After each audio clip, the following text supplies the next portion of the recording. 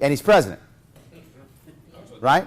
But I'll go but yes, it was a joke, right? I'm using podcasts and Facebook.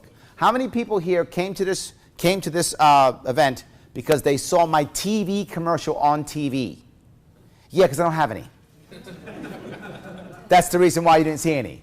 Yet I can still consistently 3 or 4 times a day, every day, get anywhere from 5 to 200 people in a room with no TV commercials and no radio commercials, because I'm using social media and I'm using all the non-traditional media to make this happen. So for those of you who are saying, but Larry, I don't want to split the vote, it's already split. That ship has sailed. You have 2 choices. Choice number 1, I'm going to vote red or blue because I'm Democrat or Republican. Great, you can do that if you want to. And here's what I guarantee you. You will get His Majesty, King Andrew Cuomo II again. 3rd time, going to happen. Or you can vote gold. If you vote gold this election, this is special. This is special. It's a 5-way race. In a 5-way race, 30% could actually win this thing. That's not usually true. This time it is. But not just that. Again, I'm getting all the different types of people, and I'm getting people who don't vote. It's happening again and again and again. Every single day I get people who either message the page or tweet at me or direct message me, Larry, I've never voted before, I'm voting now for you. Larry, I'm not registered. I'm not going to register so I can vote for you. Larry, I haven't voted in 10 years. I'm going to register now. Someone told me I haven't registered in 40 some odd years. I forgot who it was. Someone told me that. I haven't voted in 40 some odd years. So I'm voting for you. This is what's happening. This is winnable. All right. But why should you care? Why should you care if it's winnable? Well, 1, we want to get rid of Cuomo. That's Democrats want to get rid of Cuomo. If that wasn't true, Cynthia Nixon wouldn't have had a chance, and she did. She got 35% of the vote with no experience, just someone who was popular. Because even Democrats don't want Cuomo. They don't want him. You guys saw him last night? Wow. Who wants that guy?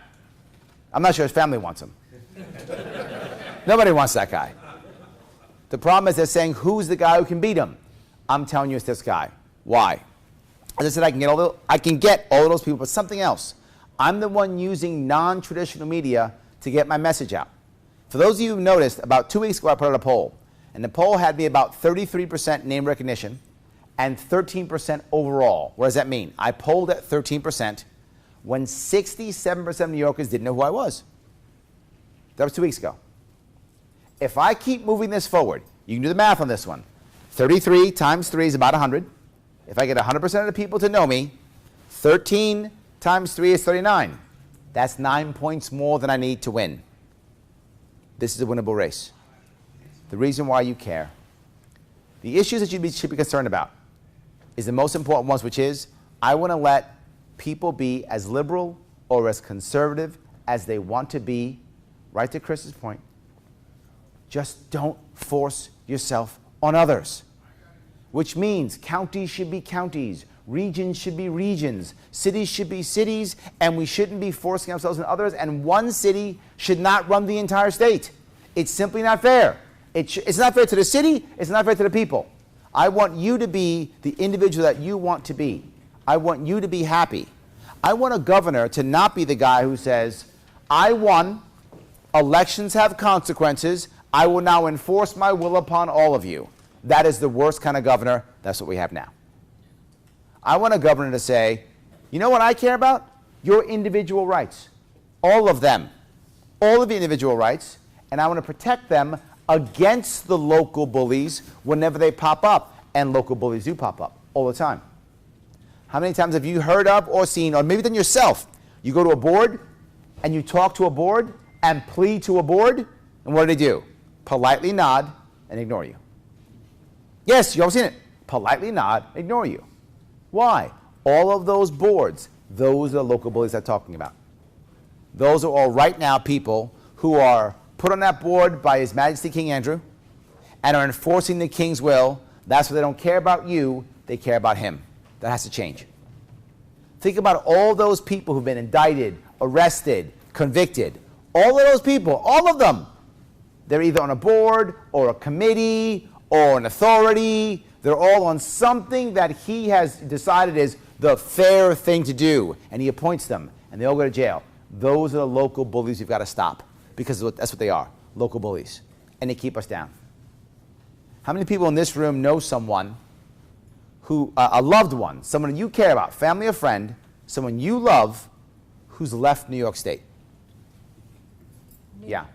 Yes. I left. Yes. This governor's policies are so stifling, are so overbearing, they literally tear apart families. Literally tear apart families. That's unacceptable for me. No more. That shouldn't happen. Why do I care? I'm a New Yorker. I'm born in Manhattan. I was adopted. I was brought to the South Bronx. That's where I was raised, in the South Bronx, by Yankee Stadium, big Yankee fan. At about 11 years old, my parents actually were able to get us out of the Bronx. My father was a corrections officer at Rikers Island. We have a corrections officer right now. Rikers Island here. Thank you. Yes. Corrections officer at Rikers Island. My mother was a waitress and worked in a bank. Neither were educated. My mother didn't even have a high school diploma. They worked part-time as DJs in the 70s. Yes, it's disco era. Yes. Donna Summer and the Bee Gees. That was what they did, yes. So they played they were DJs at night and on the weekends to make extra money so that we could get enough money to save up and leave the Bronx. And we did. I'm sorry? No. Oh, it's okay. Do you like disco? I did in the day. You did. There we go. So yeah, there we go. Yes, exactly. So yes. So of course, there we go. So they packed up and got us out to Suffolk County. When we moved out, my father died. When my father died, it was very hard for me, as it would be for anybody. When my father passed away, I didn't want to be there anymore. I wanted to escape. And at 17, I joined the Marine Corps. But have any of you heard my Marine Corps story? So a couple of you have. Some of you haven't. Okay, let me give you a Marine Corps story. I went to go join the Army, not the Marine Corps. I was going to go join the Army, not the Marine Corps, because my father was in the Army, so I was going to copy him and go join the Army. But instead, when I went there, they were all four of the branches were there. So I passed the Navy and I passed the Air Force. I go into the Army office and I say, hey, I want to join. He's like, yes, absolutely. Come on in. We're going to make you a general in like 2 months. You're going to run the Army. You're going to get money. I mean, that's the thing. Gave you every story, right? Oh, my God. Going to be traveling the world, meeting beautiful women. It's going to be great. And I'm 17 years old going, oh, my God, it's amazing. This is the best thing ever. And I've got all like the Army book cover and stuff. I'm still in high school. And the book cover and everything. I'm like, oh, this is going to be great. And I walk outside thinking it's going to be amazing. I'm going to be all I can be. The Marine Corps recruiter is waiting for me. Arms folded. He says, hey, son, you got a second? I said, sure. He's going to have a seat? I said, okay. Brings me down, sits me down. He says, so that Army guy, he promised you a lot, huh? I said, yeah, I'm going to be a general in like a month. I'm going to be running a whole army. It's going to be great. I believed everything, right? And he goes, wow, we call that in the Marine Corps, we call that the solar plan. Everything under the sun. He goes, you know what I'm going to promise you? I said, what? He said, 4 hard years. Are you ready? I said, yes, and I signed up. And that's how I joined the Marine Corps. And the funny part about that is, I didn't know why I did it then, right? I'm just acting, I'm just reacting then. But I look back now, and that's, it's 30 years ago. I look back now and I can say, you know what? I was desperately searching for positive male role models that I didn't have. And the Marine Corps gave me many of them. And I'm happy I joined. To be forward, the military is not for everybody. If you don't want to join, you shouldn't.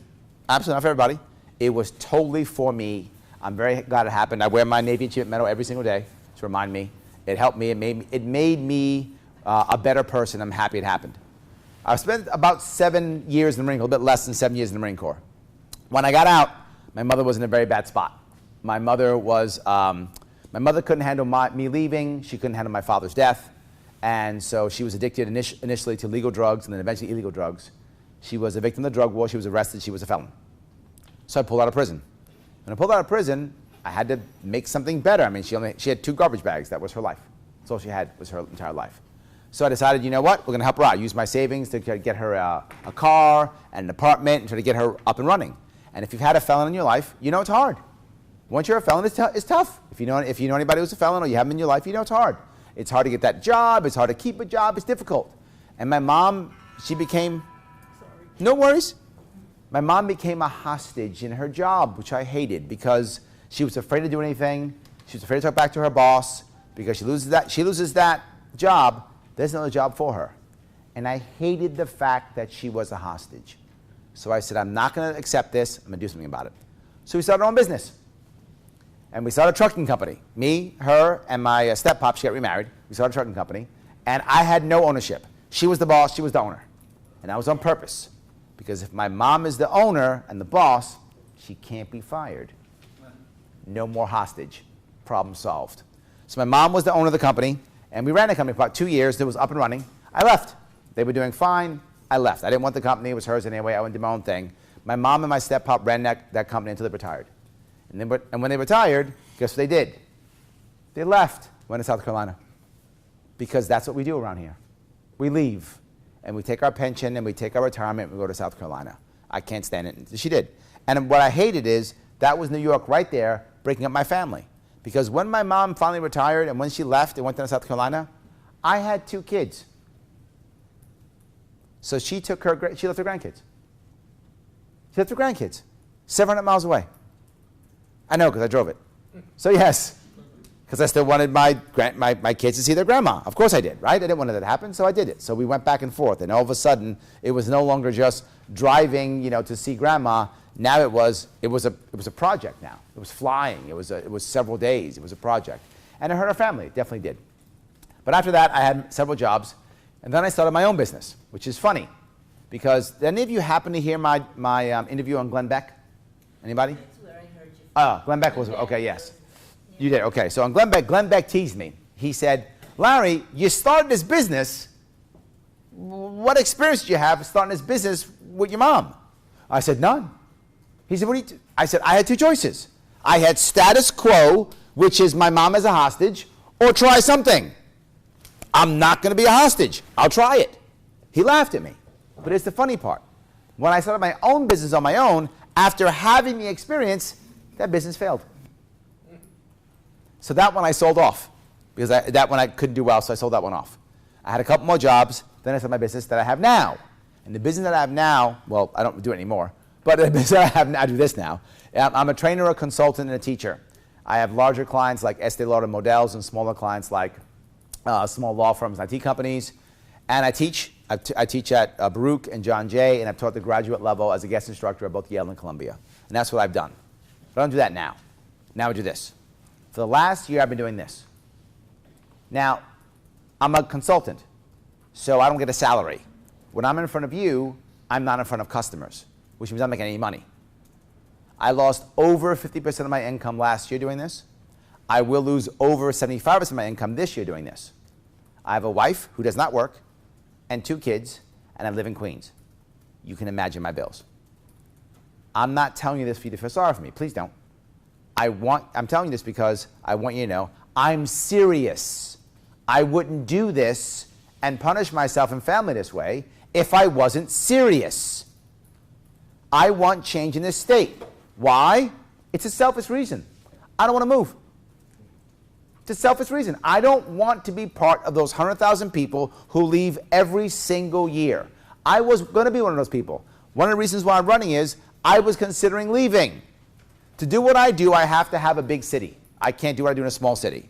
So I was thinking about moving. So the city I was thinking about was Charlotte. Charlotte's a big city in the South. So I was living in North Carolina looking at property. And as I'm looking at property, I'm saying, this is amazing. This is awesome. The tax burden's lower. The property value is so much more bang for your buck. Oh my God, the cost of living is lower. School district is still amazing. Everything's great. Oh my God, it's awesome. What am I doing here? So I got mad. Why is my state so bad? I got mad. So I decided I'm not going to be a hostage. I'm going to do something about it. And that's why I started running. And I've been doing this for over a year, and that's what I'm doing now. Now, one of the other things I get all the time is, Larry, that sounds great. I like it. But where were you 5 years ago? Where were you 3 years ago? People have given me that tag. Where were you back when we were trying to stop, Safe Act? Or where were you back when we were trying to do all these? Where were you? You know where I was? I wasn't part of the government. I wasn't an executive or an AG or a governor. I was a regular, everyday New Yorker. So I was doing what I was supposed to be doing, which is protecting and getting my family back and my business back after the crash.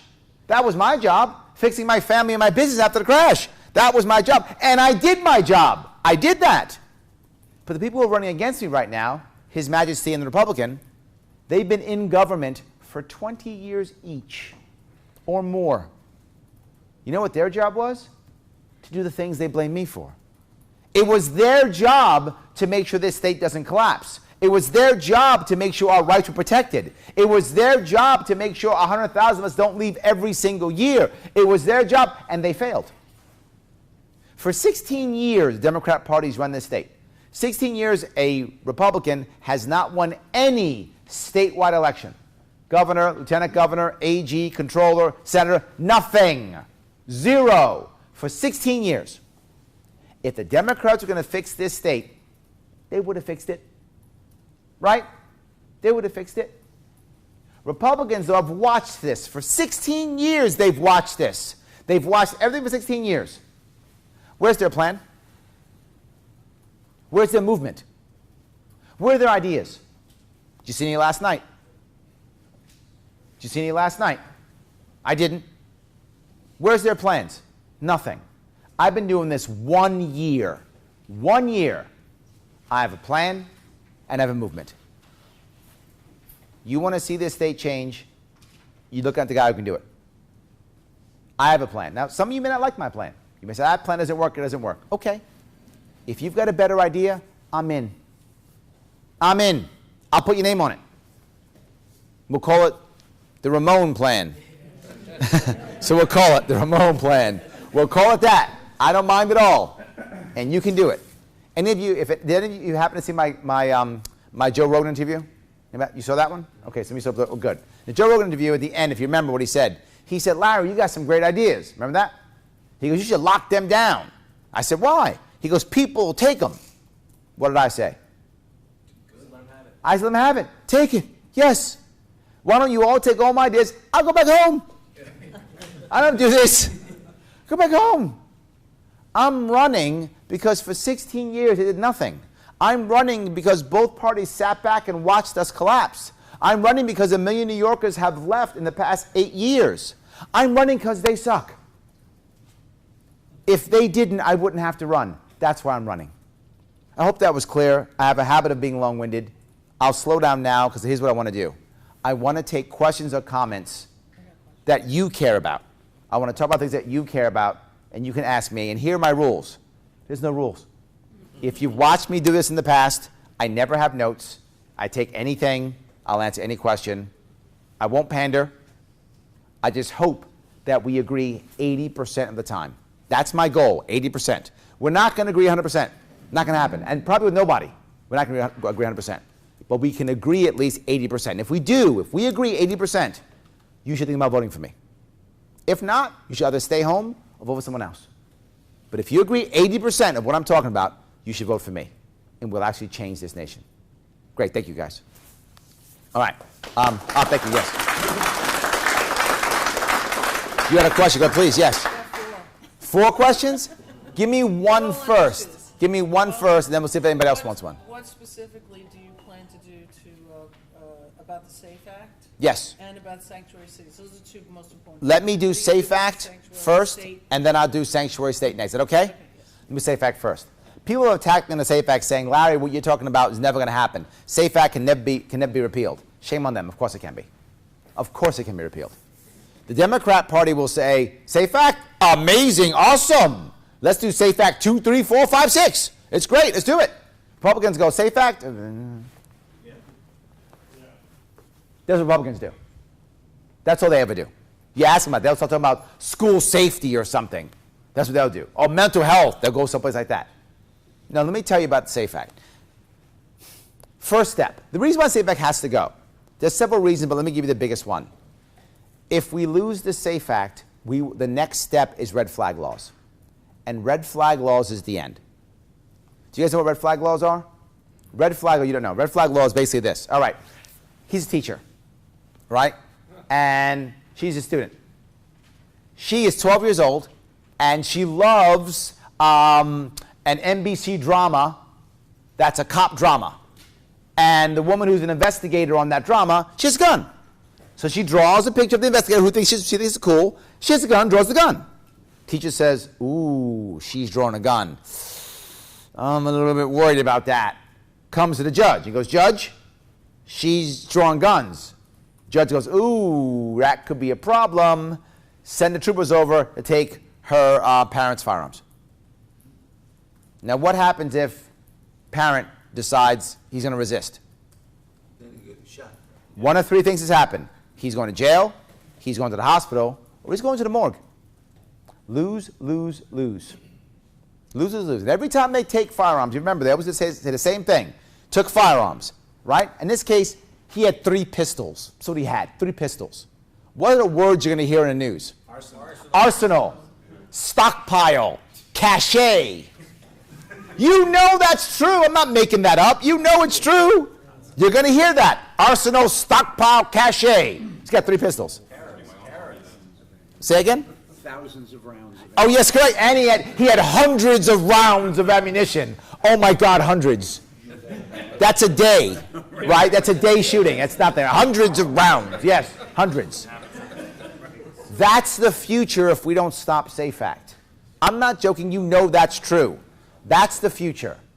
That's what I want to stop. Here's how we stop it. Number 1, as soon as I become governor, within 90 days, I will begin pardoning people who are victims of the Safe Act. About 1,000 people have been convicted of Safe Act offenses. Some of them, though, have been Safe Act offenses plus other things, like they robbed a bank and had a Safe Act charge on top of it. If you rob a bank, you're staying in jail for robbing the bank. You're just not getting the Safe Act offense. But there are people who've actually had just Safe Act offenses. They tried to stop and support their own Second Amendment, and they've lost, and they're spending 5 years in jail. Remember something. If you are a violator of the Safe Act, your conviction is by default, you are a violent felon. Yes, you had a piece of plastic on your firearm that His Majesty has deemed evil. You are now a violent felon. You had 11 rounds in your magazine, not 9. You are now a violent felon. That's step 1. That's not enough, though. Because when that happens, what's going to happen? The press is going to hammer me like there's no tomorrow. And I want that. Because when that happens, I need to do the most important thing, which is educate. Have any of you watched any of my live streams when I ask the question, are there any registered Democrats in the room? Yes, hands always go up. I keep Democrats. And I'm the most pro-2A person that you can find in this race. Not even close. And I get Democrats. Why? Because I educate them. Because when the press comes to me, I will begin to tell people about the Safe Act. Here's the average Democrat who likes the Safe Act. Here's their average thought process. Be very serious. The average one says, well, Safe Act says safe in it. And you know that's true. Chris, you know it's true. And then they go, we haven't had a shooting in 5 years. It's working. Done. That's as far as they think. They think no further than that. But then I say to them, I say, hey, do you know that what the Safe Act actually did is it made millions of New Yorkers criminals overnight? And they go, oh, really? Yeah. It makes millions of New Yorkers who purchased a piece of equipment, who purchased their own property, who purchased a firearm completely legally, totally legally, overnight, these people, in the eyes of New York State, are now criminals, violent felons. And they go, oh, yeah, that's not fair. Have you heard a Republican say that? No, I say that. And Democrats go, oh, that's not fair. I go, yeah. Do you also know that what the Safe Act did is it made all of our medical community part of a secret state police that now reports on people who have any type of illness or problem or worry? Oh, I didn't know that. Yeah. Do you know that percentage-wise it affects veterans more? Because veterans are more apt to have TBI or PTSD and also more apt to own firearms? Oh, I didn't know that. And because vets are a community, we often tell each other that. So when we tell ourselves that, we don't get help. So now instead what happens is the vet, if he gets to that point, will sometimes hand his firearms over to his friend. And you know when he hands his firearms to his friend, when he says, take these, man, I'm in a bad spot. I'm in a bad head right now, take these. What that vet just said is, I put one of my pistols in my mouth last night and I didn't pull the trigger. That's what he actually said when he says, take these, I'm in a bad spot right now. But here's the worst part. He still won't get help because they'll come take his firearms. Do you understand that? And they go, oh my God, wow, no, I didn't know that. I go, not just that, do you know what actually created a black market? A black market in selling ammunition? A black market in selling weapons? People don't even talk about their firearms anymore? I know people who shoot, and I go, are you shooting? And they go, what weapon? Yes, you know it too. You've seen it. You've heard it. So it's encouraged the black market, making law enforcement's job even harder now? Even Democrats go, oh, wow, that's terrible.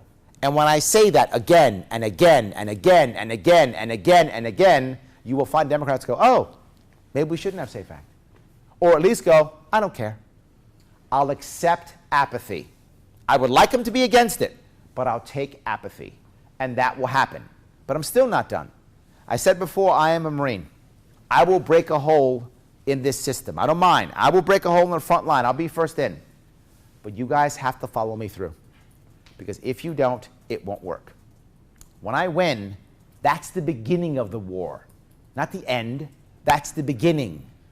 So when I'm out there saying this, you must be, and you too, specifically you too, must be calling your assembly and saying, guys, Governor Sharpe is making the SAFE Act useless. Why do we still have it? Guys, why? Why did I say call the assembly, not the Senate? Because here's what most people don't realize. I will run the Senate in the first 90 days. Why? The Senate is about 50-50, Democrat-Republican. The second that I win, you will find 6 or 7 people who are going to be like, Larry, my friend, I've always loved you. You know I'm libertarian. I've always been libertarian. And I'll get 6 or 7 people who will swap parties. And when that happens, I will have the swing vote in the Senate. So the Senate's okay. I got the Senate covered. It's the Assembly I don't have covered. That will be hard, but not impossible. Me educating and you calling. Now 2020 comes. From 2019, people are getting pardoned. No one's getting arrested. No one's going to jail. The SAFE Act becomes toothless. And while they're fighting me and trying to do lawsuits, I'm still pardoning. So prosecutors can't prosecute. If some prosecutor does decide, I'm going to prosecute anyway, because I'm going to show Governor Sharpe. Good, you're a prosecutor? You prosecuted her? Awesome. I'm going to go public. This prosecutor prosecuted her. He spent $6,000 of your dollars prosecuting her, knowing I'm going to pardon her. He just took $6,000 of your dollars, put it in a bin, lit it on fire. He's up for election. Good luck. That's what I'm doing. And I'm not even joking. That's what I'm doing. But let's say even all of that fails. Then it's still going to fight me. Awesome. If they're going to fight me that hard and the Assembly's going to hold its ground, I will know within 6 months. It'll be obvious. And if that's true, awesome. Election time's coming. You want me bored? Okay. I'll take my bus, which, by the way, I'm making a bus. By the way, I always said this already. I'm going to sell one of His Majesty's helicopters. I'm going to buy a bus and deck it out so I can run the government out of the bus. This way I can still travel the state and stay in touch with all of you while I'm governor. Because I don't have a massive party infrastructure. I still need all of you. So I'll be around, bugging you. Call your assemblyman today and tell them to get ready to SAFE Act. I'll be doing that. I'll be knocking on your door. Do it. So I'll take that bus and I'll go into their district. Any of the heavy hitters who are trying to hold things hostage, and I'll go into their district. And I'll campaign against them until they lose. And what will happen? They'll go, wow, bored Governor Sharpe shows up at my doorstep and throws me out of office. I don't want him bored. I better start getting on board. That's what Trump's doing now. You see him do it now? He's out there doing it now, knocking on doors and borrowing something for people. I'll do the exact same thing. That's how I get rid of SAFE Act. And in 2020, we ask for repeal, and we get it. The reason why I want to do it this way is several-fold. I could be aggressive and just go, executive order gone. I do that, no one's changed. There's been no culture change. So now, 5 years later, we get SAFE Act 2, 5 times worse. I want the Democrats who don't like the SAFE Act to understand it's not valuable. It's not important. We're not safer. If they get that, SAFE Act goes away and doesn't come back. Did I answer your question? Yes. Excellent. That's how we deal with SAFE Act. So yeah, go ahead. Yes. Wait, she had sanctuary cities. No, but SAFE Act first. Yes, make sure. I want to make sure I take care of SAFE Act. I will absolutely go to sanctuary cities. Yes. Yes. My question is, we know with Sandy Hook and all that, with the gun and all that, why are they not pushing metal detectors Yep. in schools? Let me. For $5,000. Okay, I got you. Let me go. This arming, Yep. you know. Let me touch that piece if I could. I don't talk about school safety and firearms in the same sentence because they're not related. Sadly, Republicans keep doing this. They're not related. Guns aren't killing our kids.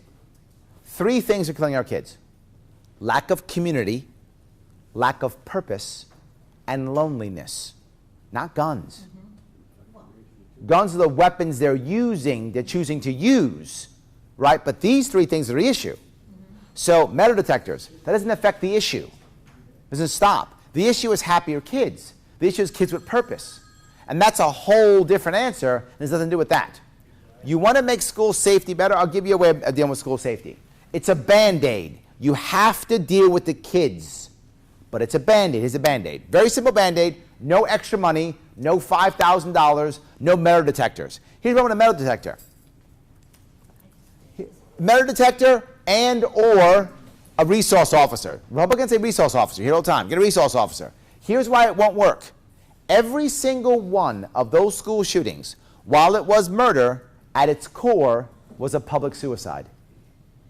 Every one at its core was a public suicide, and it was a planned public suicide. Planned. Remember, some of them actually pulled the fire alarm, waited for the kids to come out, knew what day. The one guy, he had put pipe bombs and pressure cooker bombs aside in case he couldn't steal the weapons. So metal detector. Got it. Great. I'm walking in the door killing people. It goes off. So? I'm still killing you. There'll be some beeping in the background while I shoot you. That's what will happen with metal detectors. It doesn't work. Resource officer. He's a resource officer. I shoot him first. They're planned. I met a resource officer in North Country, and she literally said to me, I hate my job because I'm a target. Her words to me. I hate my job because I'm a target. The reason why schools are attacked is because they're soft targets. It's the reason why. Very simple way. Here's your answer. Cheaper than metal detectors, and we'll keep schools safer. Cheaper than resource officers, and we'll keep schools safer. Here's what you do. If you are an administrator or a teacher, and you are licensed, you have a permit, you can carry a firearm, and if you want to, you may. That's it. You don't have to. I'm not arming teachers. If you want to, you may. What does that do? What that means is, as a kid, can I plan? I can't plan because I don't know if no one's armed, if everyone's armed, if 5 people are armed. I don't know who's armed. I can't plan. Now, to be clear, that's only a Band-Aid because what's happened in other states that are more lenient on their firearm laws, they don't shoot schools up. They attack theaters or churches, which are also soft targets. So that will help our schools, but it's only a Band-Aid. You still have to get the unhappy kids. So that's the answer. You do that, schools are no longer soft targets. Sadly, they'll find other targets, but not schools.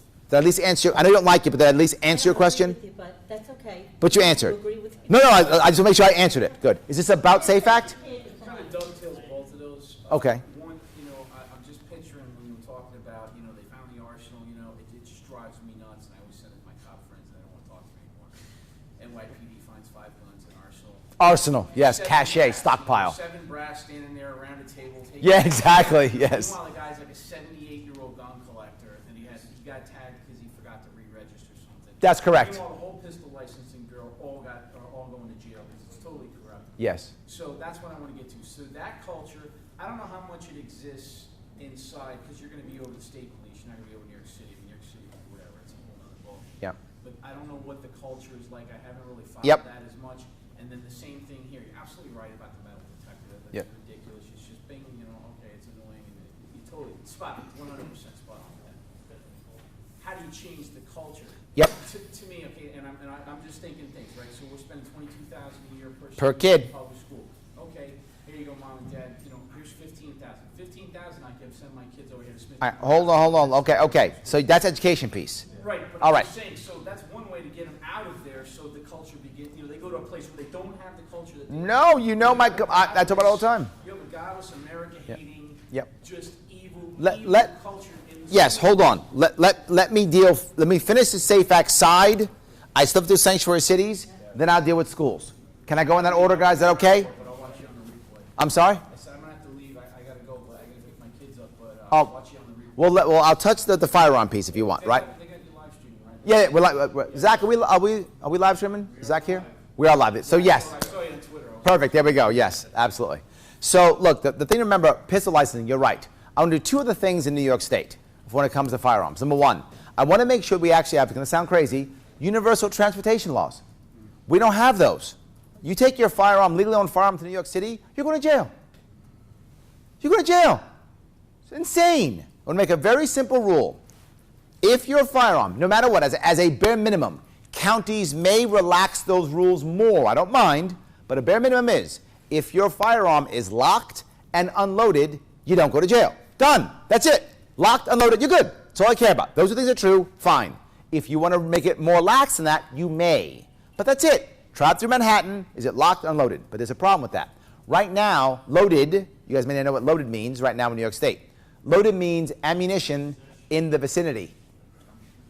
In the vicinity, that's correct. So I have my firearm here. I have a box of ammunition here. That is a loaded weapon. New York State, yes it is. That is a loaded firearm. That's correct. I will change it. I'm sorry? I'm mumbling, I'm sorry. Oh, yes, no worries, no worries. Yes. So, no, the reality is I will change the rule. It'll be very simple. Bullets in the gun. Yes, I know it sounds crazy. Bullets in the gun. Were the bullets in the gun? No, it's not loaded. Are the bullets in the gun? Yes, it's loaded. But it's the second piece I have to add to this, and that is right now in New York State, if you draw a firearm to stop a crime, you're going to jail. So literally, if you're going to stab him, I draw my firearm and say, don't stab him, don't do it, don't stab him. If she doesn't stab him, I go to jail, she doesn't. If she stabs him, we go together. We'll hang out in the back of the car, talk about how dumb the gun laws are. Yes, we're going to, I mean, that's how bad it is. I'm going to change the law to simply say, if you draw your firearm in an attempt to stop a crime, the fact that you drew the firearm is not a crime. Now, what you do may become a crime with that firearm. Okay, that may be a crime. But the fact that you drew a weapon in an attempt to stop a crime should not be a crime. Does it make sense? That's what I have to do. So it's not done. But now pistol permits. I want pistol permits to be 90 days. It's supposed to be 6 months. In most counties, it's not. But it's supposed to be 6 months. But I'm going to change it from may issue to shall issue. And keep and bear? I'm sorry? Keep and bear? You're asking probably too much right now. I'm just, did you see what, Listen, this is loaded, dude. One step at a time. Thank you. Just give me a couple years. Let me change the loaded thing. Let me do that first. I'm on our way. We're on our way. But give me this first. Let me get this thing to become shall issue instead of may issue. Just that. And you know, if a county wants to say no, okay. But two things must be true. You must give me your reason why you said no and an appeals process. Doesn't exist right now. I just go, nope, don't like you. Nope, don't like you. No. You're going to say no? Give me a reason. Why'd you say no? Legally, why'd you say no? Two, give me an appeals process. But that again, that goes to the culture. That's exactly my point. That's what I'm saying. Like, how are we going to change that? You know about the Oath Keeper story, and they get some stupid letter from the Southern Poverty Law Center. Somebody in Albany should have looked at that and been like, come on, these guys are idiots. Yeah. I mean, that should have never even seen the light of day. No, what I'm saying is once you start doing this, and again, you have to have someone at the top. You have a governor saying, guys, stop, leave him alone. Guys, stop, leave him alone.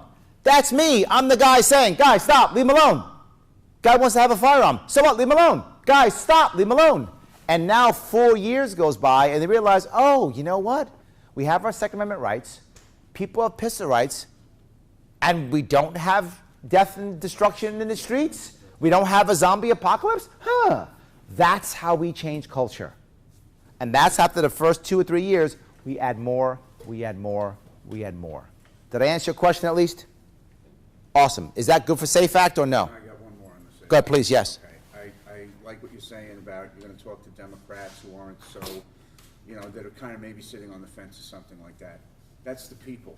That's not the Assembly. Correct. And my big concern is the way the Assembly rules are right now, you will not get a bill on the floor unless it gets past the Speaker of the Assembly. And the Speaker of the Assembly today is just as bad, if not worse, as Sheldon Silver was. Yes. And so you got to convince him.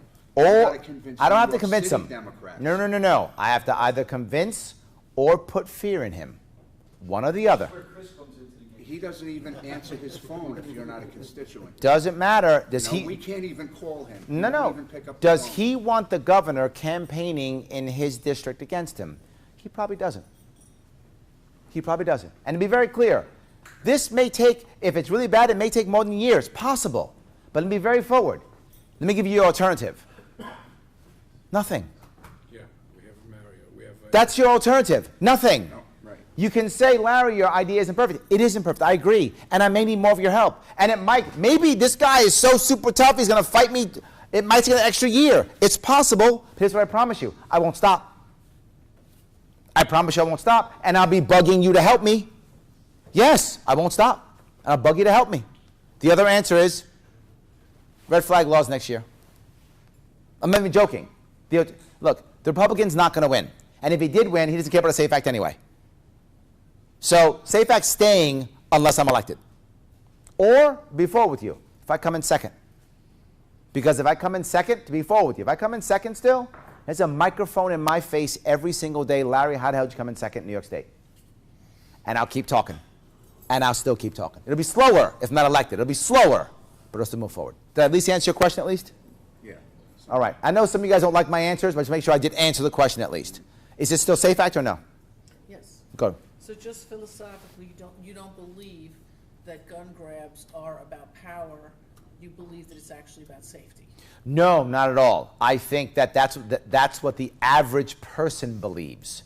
The average person believes that it is about safety. But that's not real. The people in authority are doing it for power. But the average person just thinks it's safety. So when you're talking to the people in power who are after power, how are you going to address it? Doesn't matter. What they care about more than anything else is their own jobs. If their jobs are in jeopardy, they'll change. That's how it works. If their jobs are in jeopardy, they change. Look at Gillibrand. Yes, she turned around all over the place, didn't she? Yes, absolutely. Yes. All right. Is it SAFE Act or no? SAFE Act. Yes, go ahead. I'll be back to you on some other issues. Yes. You said culture. Yes. How do we change the culture? Okay. I took 3 or 4 people who never touched a gun before to a 4-day gun class in Vegas. Yep. And they came back here to New York State and applied for their pistol license. Yep. Okay? We talk all the time about education. 100%. Oh, we got to teach our 12-year-olds about anal sex because we want to. We actually don't have to do that. No, we actually don't have to do that. Am I lying? Okay. Yeah, we don't have to do that. We cannot teach our children about gun safety. Okay? No, let me. So there Yes. you go to the culture. Yes. Teaching about it, being educated. Thank you very much. I agree. So let me. Okay, we are talking now. Can I hold that question until I deal with education? I have some other issues when we move on. Okay, so yes, you are correct. But again, I'm the only governor candidate who's talking about the Second Amendment. Period. So off the bat, I'm the only one talking about it. No one else talks about it. Did it come up at all in the debate last night? Not at all. I'm the only one talking about it. Does not come up except when I talk about it. So you want someone to change culture? I'm talking about it. So yes, did I do SAFE Act? Is that good? That's good. All right, great. So let me do sanctuary cities. Oh, wait. I'm sorry. Is more SAFE Act? Yes. I think you had one more. Was it SAFE Act? I can say so.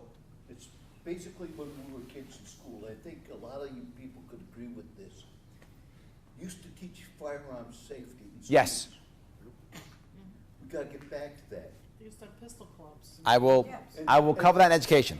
And it's Yes. like I had my daughter, 3 years old. I don't know how old you guys let your kids shoot at, but I let my daughter shoot at 3 years old. I didn't let her hold the rifle, but I let her shoot it in the can cover. She hit it. I said, "You go shoot again?" She goes, "No," and she walked away. You teach them when they're young like that and not to touch and what they can do. And I think you have Yep. a lot of your... Let me touch that in education. All right. So I have one thing for you. myself. yes, please. Yes. Go ahead. The SAFE Act funding. Yes. You should have your hands, once you're elected, you should have your hands on the purse strings at that. Absolutely. Yes. We'll veto any direct funding of the SAFE Act. Absolutely. Okay? Yes. 100%. Yes. One more question on the SAFE Act. Yes. Go ahead. I live in the occupied territories, York City? Yep, I know, me too. So, now, The People's Republic, I live in the People's Republic of Queens. sure. Yes. But from their perspective, remember, liberals and Democrats project onto others what they are. If you are a tantrum-throwing child in an adult body, there is no way you want anybody like you with a weapon. And that's Yeah, what but it is. to be clear, yes. Territory. Hold on, but yes, the occupied terrorists, you bring them up, right? New York City. New York City is always going to be anti-firearm. Okay, that's fine. I'm okay with that. I'm okay with that, as long as we have minimums that you can have. Oh, you can take your firearm through the place. Through this. I'm okay with that. I'm agreeing with you. I'm not going to all of a sudden make Queens go, everybody should have a gun. That's not going to happen. No. I'm sorry, it's not going to happen. And I'm okay with that. That's my whole point. Counties should be counties. Queens is not Suffolk. Perfect. It's a different counties. Good answer. And I'm okay with that. Yes, you're correct, and I'm okay with that. Good. Well, yep, well, go ahead. Just one last. I can't get off Safe Act, can I? It's okay. We'll stay on all night. I'm fine. We'll do Safe Act all night. I don't mind. We are oath keepers. It's true. No worries. Yes. And the comments that I get, because I make it known that I've got a carry permit, that I Sure. go to a state with a, and people don't, good, decent, educated people Yep. respond with, I don't know why it's necessary for everybody to have a gun. I don't see why everybody should have a gun, which tells me they have no basic understanding of our Constitution, our amendments, and the purpose for the right to bear arms. This was my point I brought up earlier. It's very just surface. It says safe, and we haven't had a shooting. It's just surface. They're not looking deeper at the issue. You're correct. They're not. They You're don't right. have- they need to understand why you have a right to bear arms. They don't need to understand, because they're going to understand what they want to understand. What they need to do is stop. What they need to do is stop enforcing their will on others. That's what they need to do. Right, right, If they don't think there's any reason to have a firearm, they shouldn't buy a firearm. right, exactly. That's my whole point. If you think there's no need to have a firearm, don't buy one.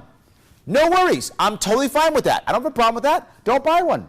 If you think that you should have one, buy one. If you think you shouldn't, don't. That's as far as I go. Safe Act, are we good? No? Okay. Safe Act? Just a technique for convincing people. I was in an office with Uh-oh. 3 libertarian or conservative attorneys and 1 liberal guy who was renting office space. We were patent attorneys, he was a general practice lawyer, so we were smarter meetings.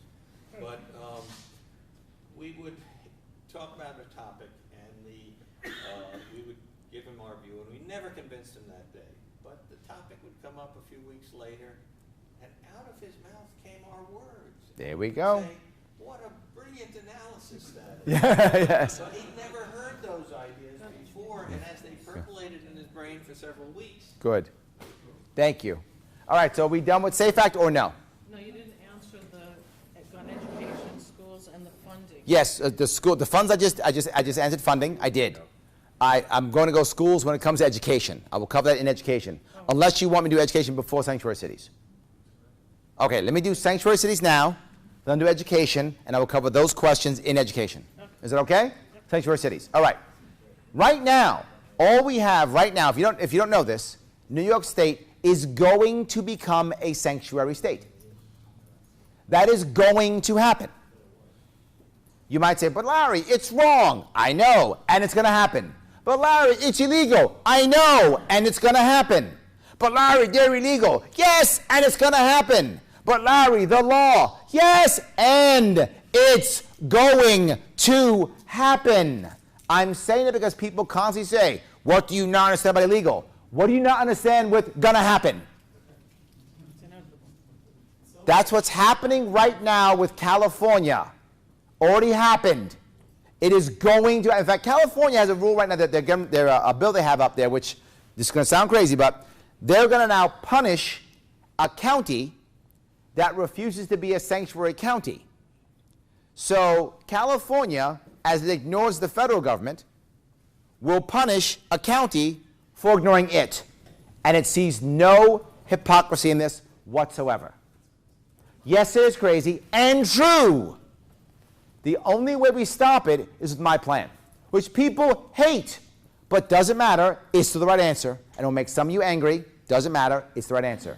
And that is allowing for each county to decide how it deals with ICE and how it funds ICE and how it deals with ICE on its own. If you're Suffolk County and you have an MS-13 problem, you might want to fund ICE yourself out of your own budget.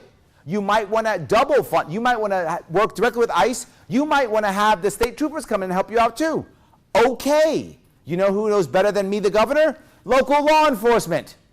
You guys know better. If you're telling me that you should have it, take it. Nassau County might decide yes or no. But let me be very clear. You mentioned the New York City. New York City literally gives ID cards, ID cards, to illegal immigrants. Yes, you know it. I know it too. You think New York City is going to become a non-sanctuary city? You're fooling yourself. You're fooling yourself. You don't like it, I know. But it's the law, Larry. You have to crack down. What do we do? Send troops into New York City? Stop. Stop. New York City now fights Cuomo all the time. And they're the same party. New York City is the largest city in the nation. It has the most political power, financial power throughout the entire nation. You're not getting it to change. You have two choices and two choices only. I'm going to be righteous and vote for the guy who says he hates sanctuary stuff. By the way, the Republican literally said he wants his own county to be a sanctuary county. And that's in document, that's in writing, he literally said it. The Republican wants his own county. You know it, you saw it. He wants it to be sanctuary. The Republican said that. The Democrat wants a sanctuary state. The Republican wants his own county to be sanctuary. So you have choice. I'm going to raise my fist and be righteous and say I'm voting Republican because they say they're against sanctuary cities but do nothing about it. Or you can be smart and be realistic and vote Libertarian. Because here's what will happen. New York City will stay a sanctuary city, but the rest of the state won't have to be. What does that mean? We will actually see what actually works to deal with our immigration issues within our state, and everyone can adjust effectively. You will actually see it work. Suffolk County will take its choice. Nassau will take its choice. What will happen? Immigrants will naturally go to more friendly areas of the state. That's what will happen. Won't Yes. they enter where it's free to come in and then just migrate over to? They where it's tend not free to come in? because if you're an area that supports ICE, there's going to be ICE raids, so that their life is going to be harder in those counties. Their life will be a lot easier in Queens than it will be in Suffolk County. So as we begin to crack down in Suffolk County, they'll move to Nassau, they'll move to Queens. And then Nassau County will either shift or adjust or handle it. And it'll keep shifting.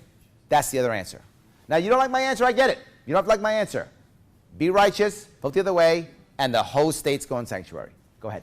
So you're basically saying each county becomes a democracy and the hell with being a constitutional nation and city and state of law.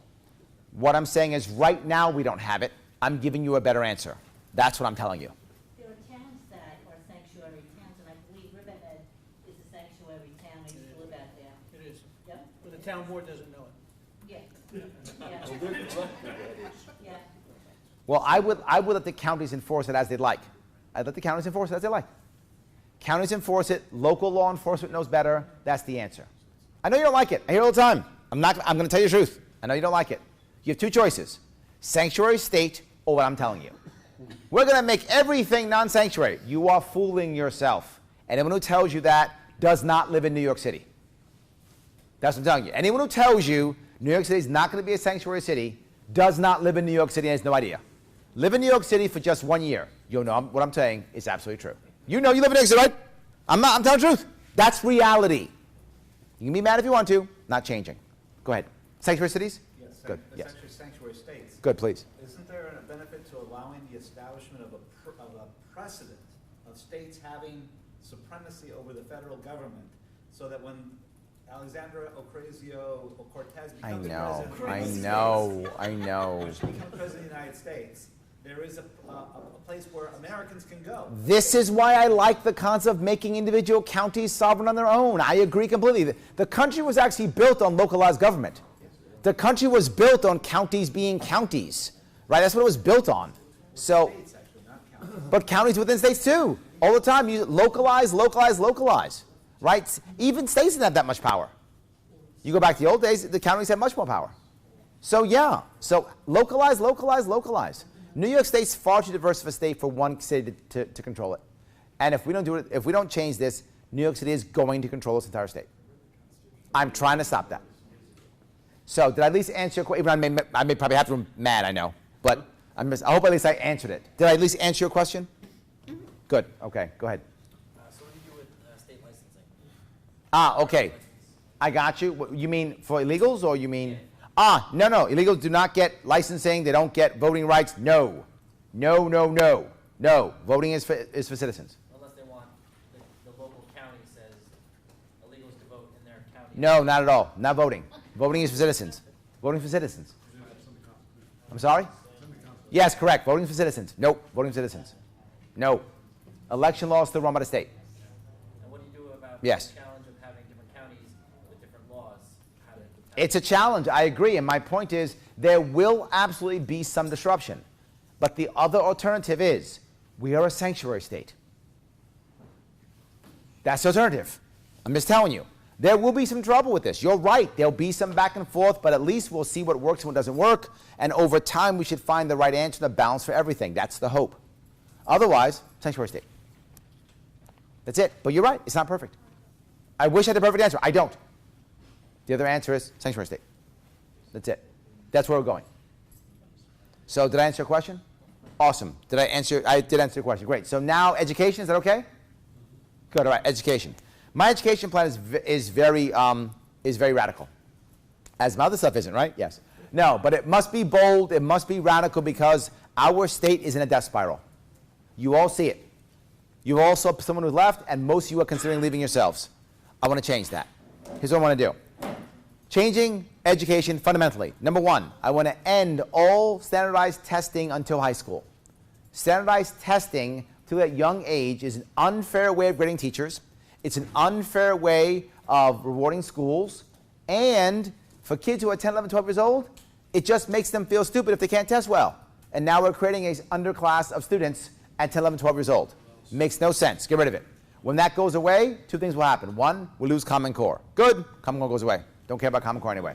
Totally fine. Let it go away. All fine. No worries. Let Common Core go away. Second piece, we will lose about $4 billion in federal funding. The entire budget is about $60 billion. We'll lose 4. Keep that number, please, in your head. We'll lose about $4 billion. But we'll also lose something else. We will lose a whole lot of strings attached to that $4 billion, which means administrators go away.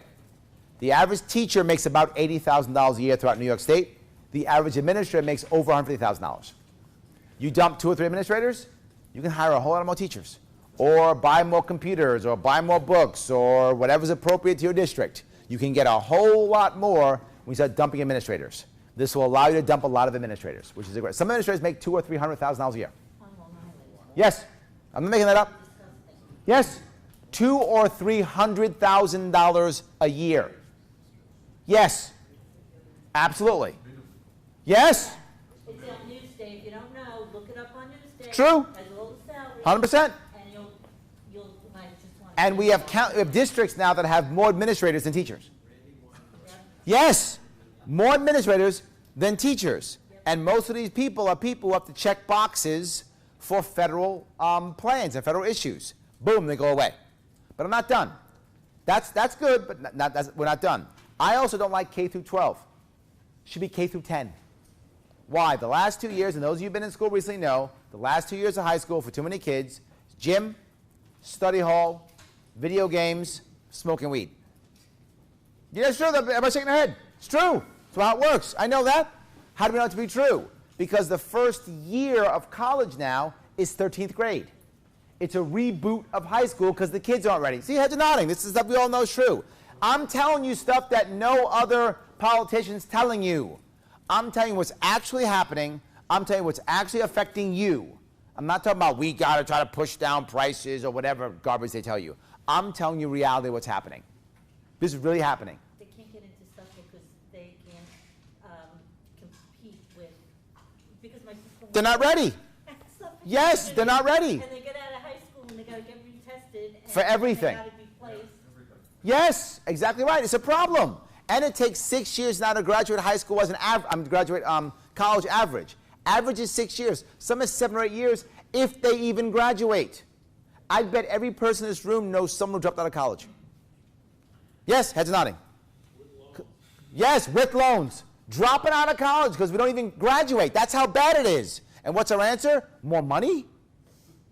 Our answer is to put more money into this horrible system? No. At 10th grade, whether you are public school, private school, I don't care what kind of school, homeschool, take your test, you pass it, there's your high school diploma.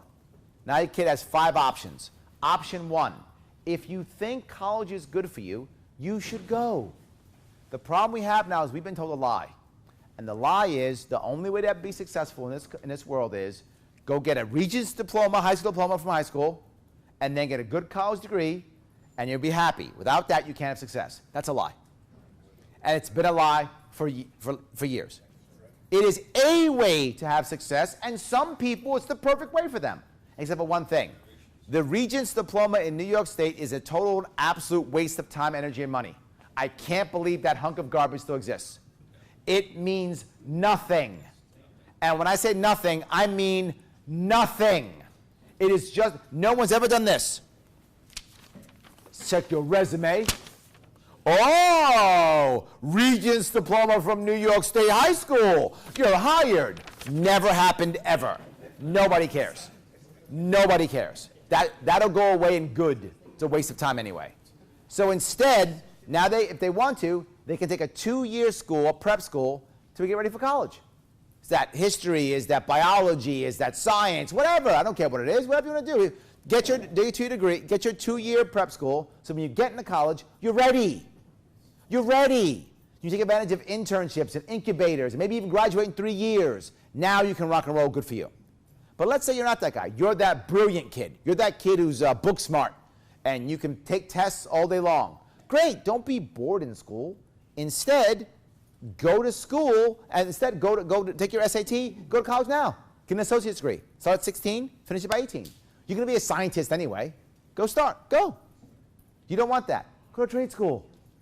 People say all the time, but Larry, there's BOCES. The problem with BOCES, not that BOCES isn't good. BOCES is good. It is good. Absolutely. The problem is the image is horrible. Everyone says, you don't go to BOCES. BOCES is for the dumb kid or for the bad kid or you're better than BOCES. Shame on us as a state to say that. And that's because someone brought it up here, indoctrination. Who brought that up? Right here. You did. Bingo, exactly. Because we're indoctrinated to believe that the only way a high school is good is if it pumps you into a college. That's it. That's all that matters. We're indoctrinated to believe that the only way a high school has any value is if it pumps you into a college. Otherwise, it's a useless high school. And that is completely wrong. Yes, thank you, Feed the Monster. Perfect. That is exactly the wrong answer. That's not true. Here's the reality. If you were to go to BOCES, the kid who goes to college takes 6 years to graduate. They got a degree in something that's useless. There's no job for them. They got $100,000 in debt, and they're working as a barista at Starbucks. The dumb kid who goes to BOCES, he's 24, he's a plumber, he makes at least $80,000 a year, if not more, and has no debt. That's a say. And can't be outsourced. And can't be out. Yes, exactly. You can't fix your toilet online. Doesn't work. You're totally right. Yes, can't be outsourced. I got to tell you, that is a pretty smart dumb kid if you ask me. I like that kid, right? But here's the worst part. We're not pushing trades. New York State needs tradesmen desperately. The average New York State tradesman is over 50. I love my over 50s. I'm 50. I love it. But that should not be the average. The average should be 30, 35. And it's not. You know how many people I know who run a trade business, like plumber, carpenter, say, Larry, I would expand, but I can't find the bodies. All the time. I'll ask you again, what gubernatorial candidate is talking about this? None. They don't understand. I do. They're career politicians. I hire and fire. They want free college. They want to make the useless college more affordable. So now no one goes to trade school. Now no one goes to trade school. Oh my God. Get into trades, do trade school, 2 years trade school, go off, and depending on what you're doing, you either have You have a license, or you're ready for an apprenticeship at 18.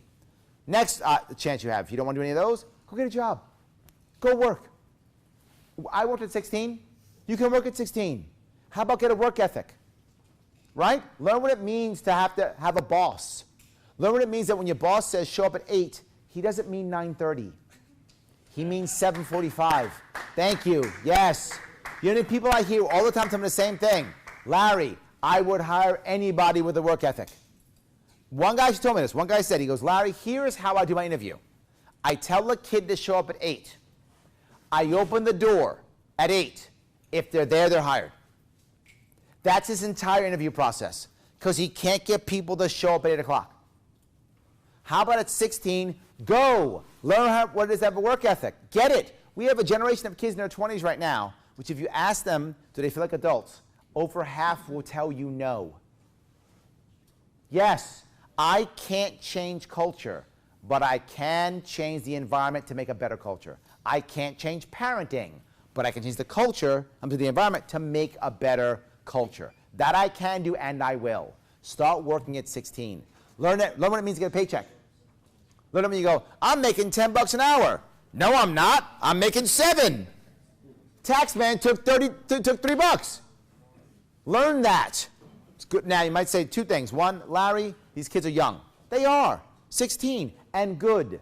The price for failure at 16 is very low compared to the price for failure at 26.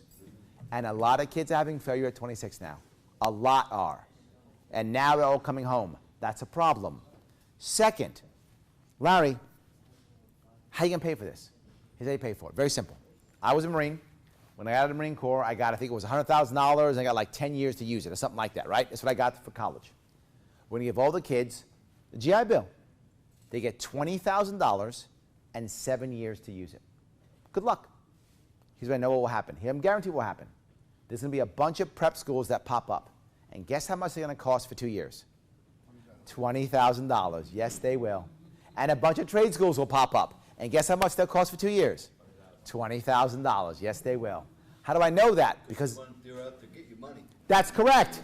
That's it. And it's guaranteed money, which means banks will give loans to build these schools. Why? It's guaranteed government money. And what do banks love more than anything? Guaranteed government money.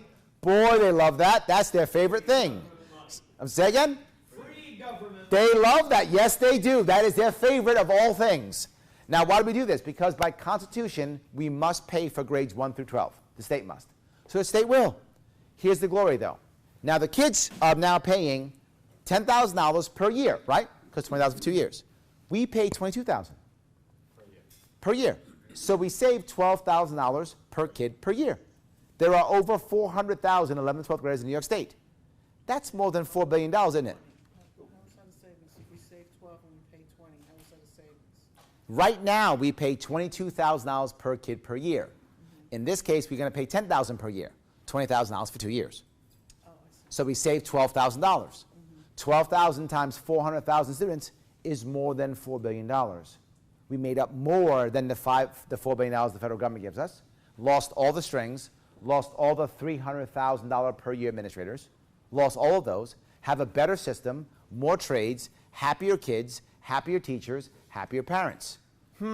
That's win-win-win without one extra taxpayer dollar going in any place. But I'm still not done. I'm sorry, this is long. Education is big. Education is huge. So I'm still not done. So on top of that, here's the best part. We're going to have kids who are now 16, 17, 18 years old. They're not going to be bored anymore. They're going to have community. I want you to imagine yourself as a teacher. You're an 11th, 12th grade teacher, and every single kid in your class wants to be there. Change everything. You're a kid, 11th, 12th grade. Every single kid in your class wants to be there. Where's the bullying? Where's the bad kid who's so mad because he's got to be in school? It's not there. That kid's in a different school or he's working. You get happier kids with purpose. Guess what? Happy kids with purpose don't want to commit suicide or kill their friends. Mass shootings, gone. That's what's killing our kids. Imagine all the bullying issues we have. They won't have them anymore because the kids who are mad and trying to fight aren't there. They're someplace else. Community. building rocket ships, building, well, you know, trains, whatever. Go do it. Changes everything. It helps tremendously. I'm sorry, go ahead.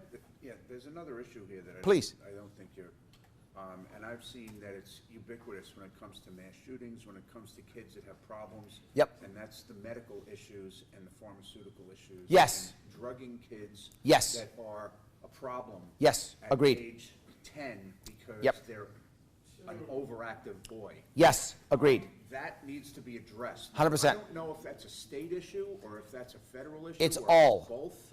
It's all, I'll cover part of that right now. Yes. Okay. All right. Part of that is that, and part of that is that, and part of that also is our drug policy in general. But let me, and also part of that, I believe that's family court, by the way. Family court, particularly in New York State, is embarrassingly bad. It destroys families and tears up kids. There's a 30% increase in suicides throughout our nation, to include New York and to include children. So it's a problem. Let me cover a couple pieces if I could. The first piece, I want to allow localized control of schools. So here's how funding works. Funding, I want to end localized funding of school within 4 years. So there'll be no school tax within 4 years. I want to begin to pull it off by actually having the state pay a flat fee to every school district. No extra grants, no extra federal funds, nothing, a flat fee. So you have X thousand children in your district, times $12,000. I made that number up for sake of argument. Boom, there you go, there's your check. Have a nice day. That's for a year. What happens right now in a school district if you don't spend your money? You lose it. How dumb is that? Who thought that was a good idea? Wow, that's stupid. How about instead, here's your money. Good luck. What about the money they're stealing in taxes? Hold on. As I said, we're going to pull that out because I want that to come just from the state. My hope is immediately, if I can't, we'll go over a couple of years, to remove school tax so you won't have to pay it. The state has to pay for schools via our Constitution. The counties don't have to pay for it. That's something we added. We don't have to do that. The state's supposed to pay. The state should pay. So the state should pay. Here it is. What will that mean? School districts now have several options. Number one, they can now mix or match their school districts any way they see fit because the money never changes based upon how many kids are in a school district. So now it's not, well, let's do this or do that. Not just that. There's no more, you know what? My buddy owns a construction company who needs some work. He gave me $40,000 for my campaign, and he knows how to build football fields. So I think you should get a football field. And give you, that goes away. But not just, oh, he's looking at me. What am I doing wrong? Well, it's about 9 o'clock. It depends on how much they want and how much you want. I just wanted to, let you know. Okay, I'll try to wrap, but she's leaving already. You gave her the thing to leave. I'm sorry. Yes. All right. Let me try to finish this up real fast if I can. All right. So let me keep going with that. So when we fund it that way, it changes everything. No one's applying to the state. But it's something else. It allows each school district to be on its own, which means to your point of gun safety. I had someone that said, Larry, I want to make sure that we actually have a farm in my school. I said, okay, have a farm. Larry, we should have a gun club. Okay, have a gun club. It's not my school district. It's yours. I require one thing and one thing only, transparency. The only string attached to my money that I give a school district is transparency. If you take government money, we must see everything. That's it. So that covers everything. If you want gun clubs in your schools, petition your district to have a gun club. Fine. If you're Queens and you think guns are evil, you shouldn't have any, don't have them in your schools. Your school district will decide. I'm okay. Do what you want. I don't mind at all. Someone actually called into a radio show once and said, Larry, I have a problem. And I said, what's the problem? She said, I have kids who are 4 and 5 years old who don't know anything coming to school, don't know their numbers, their colors, nothing. I said, oh my God, what can we do? She said, Larry, I want to pay the parents. I said, what? She said, I want to pay the parents. I want to pay them $50 or $100 if when their kids come in, they can pass a test. It'll encourage them to actually teach the kids. And I thought, wow, it's a bad idea. That's what I thought. And then I told her, I said, you know what? If I'm governor, if your district says okay, do it.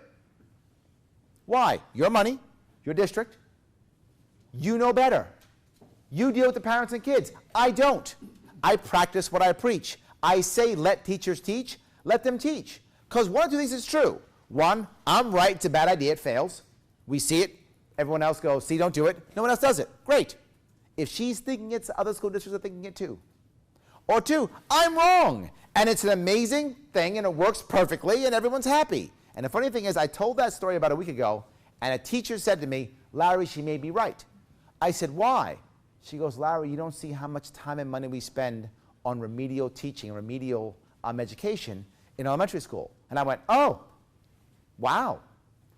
I prove myself to be correct, meaning I may be wrong. I don't know better. You do. She does. So maybe it is a good idea. She'll try it. It's her district, her money. If you have money at the end of your school district and you don't spend it, guess what? You can save it for when you actually need a football field. And guess who decides when you need a football field? You will. If you want a football field, you should have one. If you don't have one.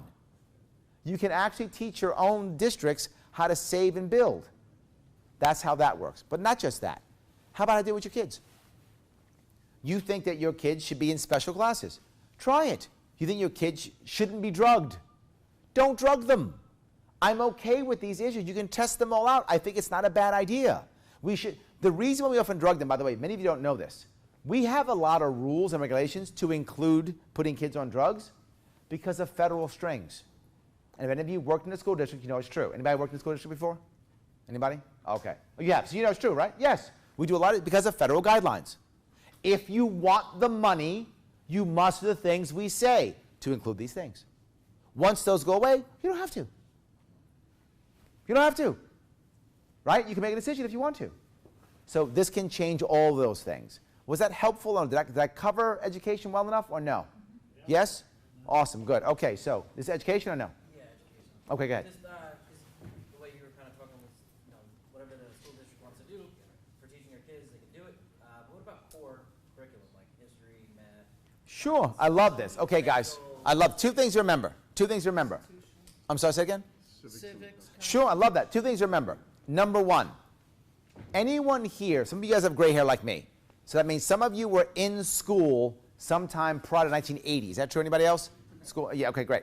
Prior to 1980, the Department of Education didn't really exist with any real power at all. It was kind of like a place that was like a repository for information. That's all it was. It didn't really do anything. It had no teeth. Somehow, all of us who went to school before 1980 learn how to read and write, learn how to function in society, learn how to have jobs, learn how to do everything. We figured it out somehow without Department of Education.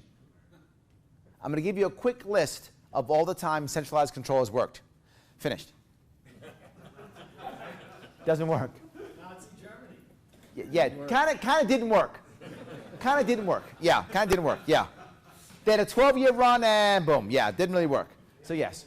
My point here being, we don't have to have centralized control to make sure kids are taught.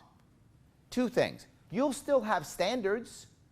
The state will still say, I believe this is what we should do, and here's how we end our school year, whatever the case may be. That'll still exist. Local counties will still have standards, but here's the best part. If you want to add civics, you may do so. You decide. If you want to make that normal, you decide. You want to add these things? Do it.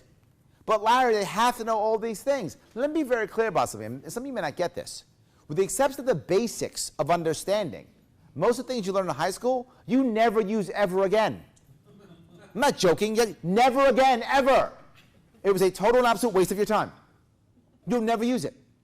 Ever.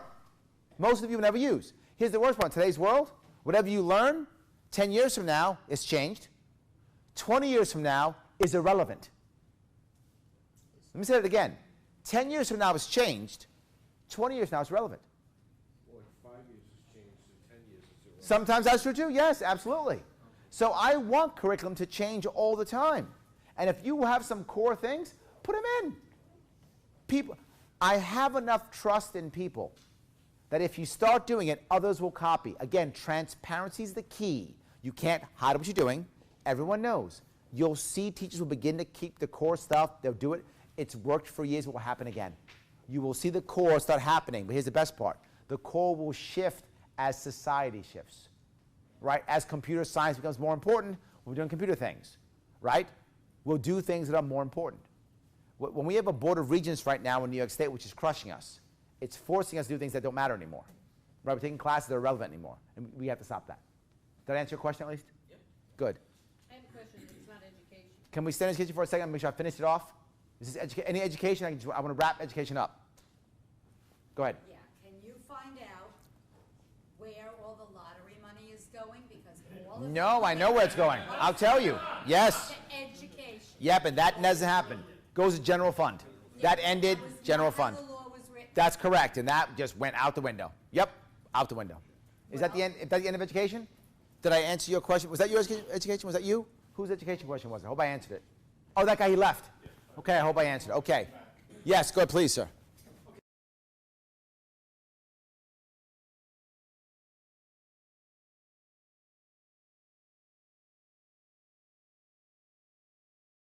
Stated that the Gates have said they really screwed up with Common Core. Yes. And I'm proud to say that my daughter opted out of every Common Core test there was. Nice. Okay? I brought a couple people from Queens, although Pete said Nassau and Suffolk. You know, some of us come from the people See? Republic And of We, Queens. yes. It looks like New York City now, too, yeah. Yes. Fighting for us. There we go, see? Thank you, thank you, thank you, thank you, thank you, thank you.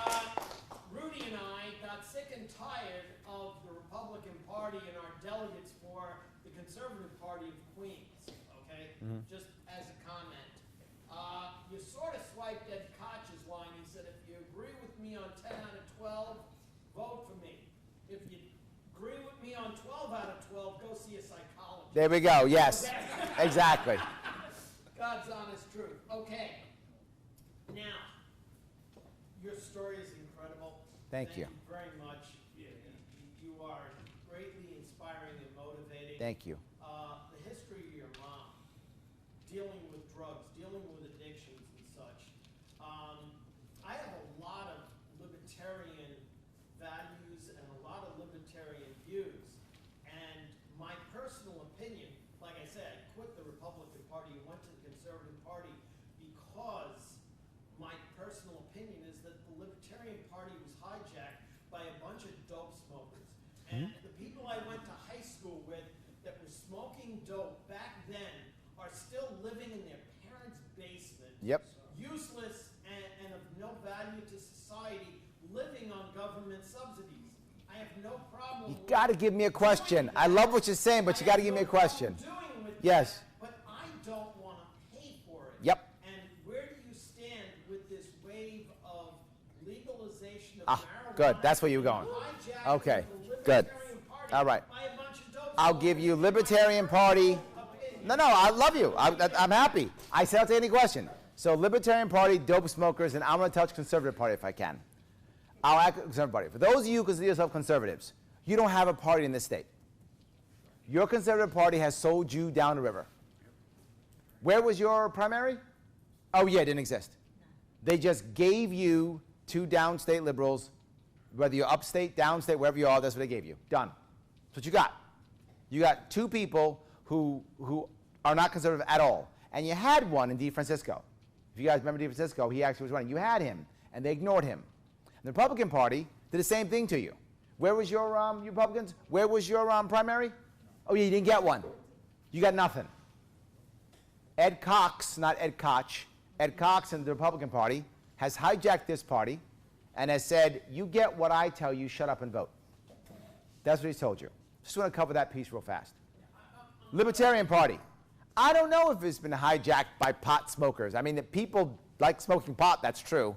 I'm not sure that's true. To be forward, I'm the squarest guy you're going to find. I mean, the only drug I use is caffeine. That's it. In fact, I was with Glenn Beck. I just did a show with him, and he said, well, no, I'm a Mormon. Glenn Beck's a Mormon. So he's like, I'm a Mormon, so I got you beat. So he does. He's got me beat. He doesn't even use caffeine. So yes, he's squarer than me. So Glenn Beck's squarer than me. Otherwise, I'm the squarest guy you're going to meet. So I'm not a pot smoker. I'm not. So, but now hemp and cannabis, I link them together for many reasons. We should regulate hemp and cannabis like onions with one exception. you should be 18 years or older to purchase it. Why that? And again, some of you don't like this. I'm going to tell you the truth anyway. Here's the reality of it. We need hemp and cannabis regulated onions for several reasons. Number one, farmers. There are farmers in this state that are dying. Small farmers getting killed. But if we give them an opportunity to grow hemp or cannabis products, we will save that farm. We will save those farmers. We will save them just on that. Because not only must we do that, to add to the piece, we must treat these farmers like small businesses, which means lower insurance, lowers workers' comp, and access to small business loans so they may actually build on their actual farm a site to manufacture products. Because I want those small farmers to become craft grows. If you've watched the beer industry here, the beer industry in New York State has exploded with craft beers. It's amazingly powerful. We should do the same thing with our farmers. Craft hemp, hempcrete, hemp cloth, hemp rope, hemp plastic, all those things. And cannabis. Cannabis products for sleeping. Cannabis products for people who have cancer. Cannabis products for people who have stress. Cannabis products for PTSD. All of those things should also happen. So you have craft grows on every single small farm if they want it, up to them. It will help them tremendously. But I'm still not done. On top of that, we have a bunch of people in this state who have chronic pain. Lots of them who have chronic pain. If you have chronic pain, you have trouble getting around. You don't do the fun things you want with your family and friends. Why? You have chronic pain. So what are your options? Option one, opioid. We have a drug problem in this state, in case you hadn't noticed. 80% of all our addicts come from prescription, FDA-approved drugs for pain. Opioids. That needs to stop. Use a cannabis product. You can use an edible, liquid, whatever you want. Have a better life. I don't want to feel righteous. I want happy New Yorkers. And if cannabis makes you happy, I'm in, enjoy it. I'm not going to have it. I don't do that drug at all. If it makes you happy, take it. I'm totally fine with it. Do it. But more importantly, the other option is you steal it or you're a criminal. Bad, bad, bad. I had one woman tell me, more than one woman tell me, Larry, I hope you make marijuana legal. I said, why? She said, because I smoke it every night before I go to bed because I can't sleep. I don't want my son, I'd send my son to go buy it. I don't want him going to jail. So then become a criminal? No. Or worse, you just suffer. Because now here's our plan. Our plan to stop the opioid crisis is we're going to punish the doctors. So that's the new plan? We're going to stop punishing doctors now. We're going to punish doctors? Now you can't even get anything for your pain? It's unfair. I have an idea. If you're poor, you have chronic pain, grow your medicine in your backyard. I said onions. That's what I said, and I wasn't joking. Grow your medicine in your backyard. I want happy New Yorkers. If we do what people always say, you got to tax it and regulate it. Here's what I promise you. Big business wins, small business loses. That's what's happening now in California, Colorado, Washington. Big business wins, small business loses, and the black market stays. You still have a black market anyway. So the poor people have to be illegal and be criminals. You let rich people be okay, and poor people are criminals. That's what that will do. No, I'm not okay with that. You don't get to be punished because you're poor. No, I don't accept it at all. Nope. Like onions. I was at a cannabis investment summit in Manhattan about a month ago or so. They invited me because I'm the only candidate who says we should regulate cannabis and hemp like onions. I'm the only one. They invited me to speak. So I spoke about what I talked about. They love it. There were hundreds of millions of dollars being invested. Guess how much was coming to New York? Zero. Not $1. Zero. Imagine how much money will come to this state if we had a culture of craft grows throughout this state. We could bring so many jobs, so much money, so much business to this state, and make happier New Yorkers on top of it. I'm all about it. People might say, but Larry, it's a gateway drug. It's not a gateway drug if the person isn't selling other things. It was a gateway drug if you're an illegal drug pusher who has marijuana and heroin and everything else in your pocket, and he ran out of marijuana, try this instead. But if it's a marijuana store or if it's a cannabis farm, there's no other drug to push. There's no gateway drug. The data is in. It's not a gateway drug. Some of you don't like that. It's true. Not a gateway drug. It is better for us. It will make less addicts starting, and here's the best part, there are cannabis products that will help with withdrawal symptoms. So now if you are an addict, you use a cannabis product to get yourself off of your drug. So it can be done. So my answer is hemp and cannabis like onions. See, then I walk in the room and he ends it. And I ended it, see? We got There we go. Guys, I want to end this with one thing if I could. I tried to answer all your questions as best I could. I know some of you didn't like my answers. I hope you at least know I showed up. I'm a gubernatorial candidate, and I showed up. I showed up with not one note, and I answered all your questions. I said things you didn't like because I gave you the honest truth. I talked about actual issues that are affecting you in your everyday life and how I have plans to fix them. I admit my plans aren't all perfect. And if they aren't perfect, guess what? You can help me fix them. I'm open. And as I said, I'll put Ramon's name on them. I'm totally happy to make that happen. I want to turn this state around. Right now, we are in a death spiral. You have two choices to be forward with you. You can vote red or blue. And here's what I promise. The last 16 years, the same thing has happened. Blue comes in first. Red comes in second. Red goes back to sleep. No change. That's been happening for 16 years. If you're happy with that, vote red or blue. You'll be fine. You'll get that. If you want to change, you got to vote gold. Voting gold means one of two things will happen. One, I'll win. And if I win, I will start to do all these things I talked about. And you will come with me, I hope, through that breach. I hope you all come with me. Or if I don't, I'll come in second. If I come in second, I'll get that microphone in my face. If the Republican comes in second, nothing changes. If I come in second, I'll keep talking. And all the things I talked about will still begin to happen. But here's the best part. For all you who aren't happy with the Democratic Party or the Republican Party, here's the best part. I come in second, they get better. They all get better. You will have better Republicans and better Democrats when I come in second. Yes, you will. Because they'll have to become better because I'll be there as a referee. Democrats are supposed to be about civil liberties. They're not, but they're supposed to be, and then I have to call them out. Republicans are supposed to be about small government. They're not, and I will call them out because I'll be able to because I came in second. You will get better Democrats and better Republicans even if I come in second. I hope that answers. If you want to help out, if you care, here's what you can do. If you care, you want to come out, tell people about this race. Tell your friends, tell your family, tell people. If you care, tell people. Share online if you can. If you find anything online, any articles about New York State, put my name in it. Buy a shirt if you can. Put up a sign, a lawn sign if you can. Let people know. Tell your local press. Call your press. Let them know. Let people know. Share this. Share that I'm running, Larry Sharpe. It's LarrySharpe.com. If you can donate, please donate. I have put over $12,000 of my own money into this campaign. I believe in this. I'm serious. I'm losing money doing this. So if you can donate, donate. I ask for your time because I give time. I ask for your money because I give money. I practice what I preach and I model the behavior that I want. If you're in a position to give a lot of money, give a lot of money. I need TV commercials. If you're not, give a little bit of money. If you can't do that, give me your time. Show up. Tell your friends and family. Give me what you can give me. If we're going to make this thing work, we can together. Please help. That's LarrySharpe.com. Larry Sharpe with an E, because the E stands for electable. Yes, it does. Thank you, guys. Thank you. Thank you for having me. Thank you so much. Thank you for having me. Thank you. Thank you for your questions. Okay, we have Thank you for your questions. a little bit more Thank you. here to do, if Thank you you. don't mind.